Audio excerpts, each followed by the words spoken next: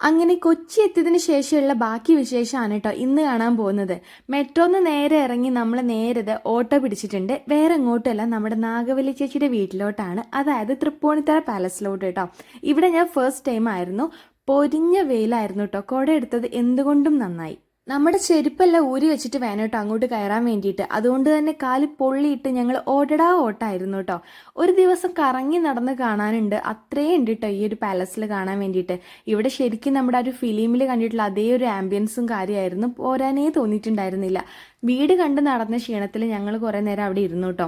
പിന്നെ അവിടെ ഒരു മരത്തിൽ ഇതേ ഊഞ്ഞാലൊക്കെ ഉണ്ടായിരുന്നു, അത് കുറേ നേരം ആടി. പിന്നെ തണലും നല്ല വൃത്തിയുള്ള റോഡും കണ്ടപ്പോൾ കുറച്ച് നേരം അവിടെ കിടന്നു. പിന്നെ നേരെ ഫുഡ് അടിക്കാൻ വേണ്ടിയിട്ടാണ് കേട്ടോ നമ്മൾ പോയിട്ടുണ്ടായിരുന്നത്. വെയിൽ അൺസൈക്കബിൾ ആയപ്പോൾ വേറെ ഒന്നും നോക്കിയില്ല, നേരെ ഞങ്ങൾ ലുലുവിൽ കയറി കേട്ടോ. അവിടെ കുറേ നേരം ഇരുന്നതിന് ശേഷം നമ്മൾ റിട്ടേൺ അപ്പൂൻ്റെ അടുത്ത് ചെല്ലുകയാണ്. മെട്രോയിൽ കയറി ഞങ്ങളൊന്ന് കറങ്ങി, വേറെ ഒന്നുമല്ല, ഇറങ്ങേണ്ട സ്റ്റോപ്പിൽ ഇറങ്ങിയില്ല എന്നുള്ളതാണ്. പിന്നെ ഒരു കഥയായിരുന്നു മൊത്തത്തിൽ. എങ്ങനെയോ അപ്പു പറഞ്ഞ പോലെ ഭൂമി ഉരുണ്ടതായതുകൊണ്ട് ഞങ്ങൾ വീണ്ടും കണ്ടുമുട്ടി. പിന്നെ നമ്മൾ മറൈൻ ഡ്രൈവും അതുപോലെ തന്നെ ഫോർട്ട് കൊച്ചിയൊക്കെയാണ് പോയിട്ടുണ്ടായിരുന്നത്. നൈറ്റ് കംപ്ലീറ്റ് ഞങ്ങൾ ഫോർട്ട് കൊച്ചി നടന്ന് കണ്ടു കേട്ടോ.